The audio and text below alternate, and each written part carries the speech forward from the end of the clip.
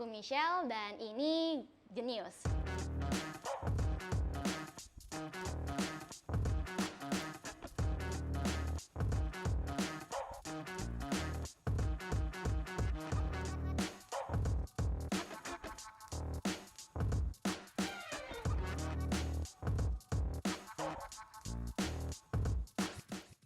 Nah, generasi ulas sejarah ini atau kita sebut Jenius itu kita bakal ngulas seputar sejarah-sejarah singkat buat kalian nih.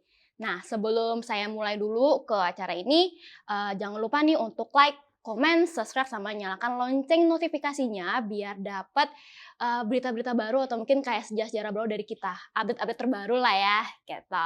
Kali ini kita akan membahas peristiwa-peristiwa penting yang terjadi pada tanggal 28 Oktober 1928.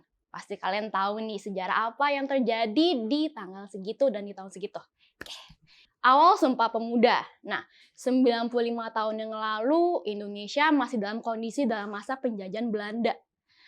Para pemuda dari kelompok pelajar di Indonesia sepakat mendirikan organisasi bernama Perhimpunan Pelajar-Pelajar Indonesia atau PPPI pada tahun 1926. Nah, di sini para pemuda-pemudi terpelajar dari seluruh penjuru Indonesia berkumpul nih dan mempunyai visi dan misi yang sama, yaitu bertekad untuk mengusir kawanan penjajah yang mengekang Indonesia dengan kekuatan serta persatuan semangat pemuda bangsa. Menarik banget bukan? Nah, pemuda ini berkumpul di Jakarta dalam Kongres Pemuda II. Dari sini tercetuslah peristiwa Sumpah Pemuda.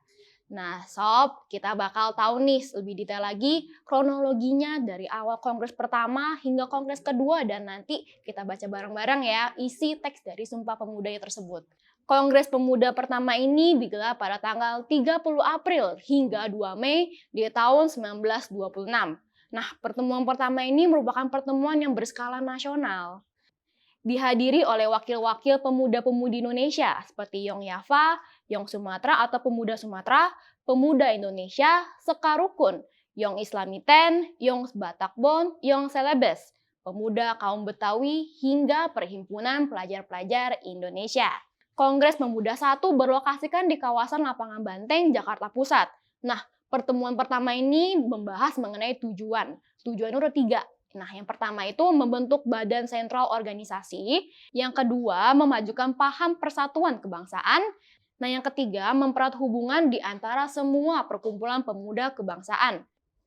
Di dalam Kongres Pemuda I ini pula, Muhammad Yamin menyampaikan pemikirannya mengenai bahasa persatuan di dalam pidatonya pada tanggal 2 Mei 1926, hingga melahirkan gagasan bahasa Melayu sebagai bahasa pemersatu. Selanjutnya kita ke Kongres Pemuda II. Nah, di sini Kongres Pemuda II ini digelar pada tanggal 27 hingga 28 Oktober tahun 1928. Dalam Kongres Pemuda II ini berlangsung rapat itu selama 3 hari di 3 lokasi yang berbeda, yaitu Gedung Katolike Yonglingen-Bonn, US Java Bioskop, dan Indonesia Klub Kebau atau Rumah Indekos Keramat nomor 106. Pembukaan pertama disambut oleh Ketua Kongres Pemuda, yaitu Sugondo Joyo Puspito dari PPPI. Nah, di sini dia ngomong perceraian itu wajiblah diperangi agar kita bisa bersatu. Harapan dari Sugondo dalam kongres rapat ini ialah dapat memperkuat rasa semangat persatuan dalam sanubari para pemuda-pemuda ini. Muhammad Yamin juga turut menyampaikan tentang arti dari sebuah hubungan persatuan dengan pemuda yang ingin memperkuat persatuan Indonesia.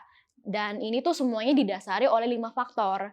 Itu berawal dari sejarah, bahasa, hukum, adat, pendidikan, dan juga kemauan dari pemuda-pemuda ini, guys. Selanjutnya, pada rapat kongres kedua ini hadirlah 2 pembicara, yaitu Purnomo Wulan dan Sarmidi Mangunsarkoro.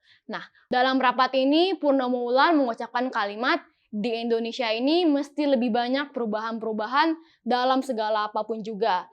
Kita harus membuang jauh-jauh itu tabiat mempermanja anak-anak kita.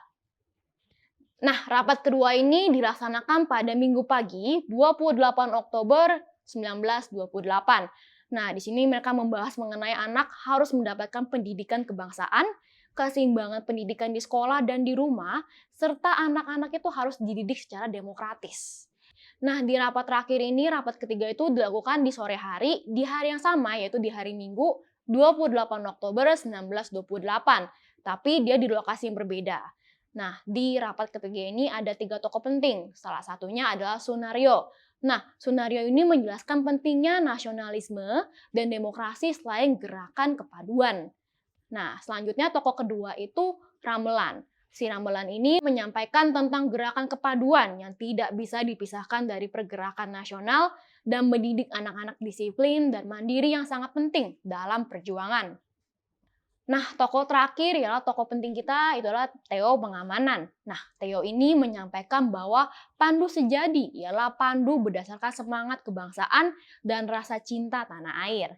Setelah pembahasan-pembahasan dalam kongres telah selesai, rapat tersebut dilanjuti dengan diperdengarkan lagu Indonesia Raya oleh Wage Rudolf Supratman atau yang sering lebih dikenal itu W.R. Supratman. Nah, dia tuh mendengarkannya dengan biolanya sendiri. Nah, setelah itu ditutup keputusan yang dirumuskan oleh Muhammad Nyamin dan dibacakan oleh Ketua Kongres Pemuda yaitu Sugondo Joyo Puspito. Nah, berikut isi dari teks Sumpah Pemuda yang bisa kalian dengarkan dan kalian cermati juga nih. Check it out. Sumpah Pemuda. 1. Kami putra dan putri Indonesia mengaku bertumpah darah yang satu, tanah air Indonesia. 2. Kami putra dan putri Indonesia mengaku berbangsa yang satu, bangsa Indonesia. 3. Kami putra dan putri Indonesia menjunjung bahasa persatuan, bahasa Indonesia. Demikian sejarah singkat Sumpah Pemuda yang ditetapkan pada 28 Oktober 1928. Buat Sobat Gen F yang punya ide sejarah yang bisa kita ulas, jangan lupa tulis di kolom komentar kita atau email di official.forumkeadilan@gmail.com. Saya Michelle Angela, pamit undur diri. Sampai jumpa Sobat. Bye-bye. See you next time.